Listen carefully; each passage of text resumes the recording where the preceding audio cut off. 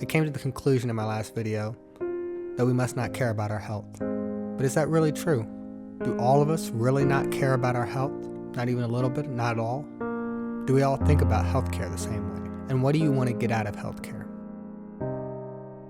When I was 7 years old, I went to UCLA and I studied early childhood development. Along the way, I learned about a guy named Abraham Maslow, and his main contribution was Maslow's hierarchy of needs. In its most basic form, we can picture it as a pyramid with 5 levels. On the bottom, we have physiological needs, things like food and water. Next up, we have a level of safety, which includes things like personal security, emotional security, financial security, health and well-being. Now up another level, we see love and belonging.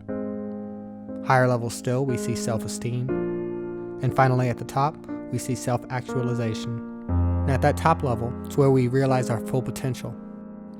Have you ever noticed that someone without any food or water or shelter really isn't worried about their financial security? I mean, if you were starving, would you care if the food that someone gave you was healthy or not? I'm gonna jump back to that statement that I said before. I don't think we care about our health. Most people I know work hard every week. They spend all their time and exchange it out for money to be able to pay their rent, pay their water bill, buy food, maybe some vices and some little minor luxuries, something to kind of forget about everything else. But most of their money is spent just trying to survive. And if most of their time is being spent on trying to survive, they don't have the time or money to spend worrying about their health. And that makes perfect sense. But I have a deeper question. Why are so many people here in America living paycheck to paycheck? Why are they not able to reach their full potential? And what separates those of us who do have a choice and make good choices from those who don't? In 1597, a man named Sir Francis Bacon said in his book that knowledge is power. Again, I have to ask a question. Whose responsibility is it to teach?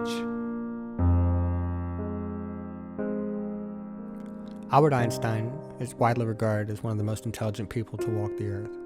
He said, "Those who have the privilege to know have the duty to act."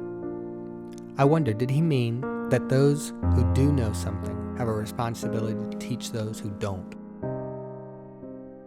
I'm gonna jump again over to somebody else. Warren Buffett, one of the richest people on the face of the earth, a great investor. He once said, "Price is what you pay, and value is what you get." We should be profiting from our investments, and instead we're losing out. We lose and we lose and we lose because we're not making the right investments. If we want to wonder why our values are declining as a country, it's because we're not investing in them. We're not investing in each other.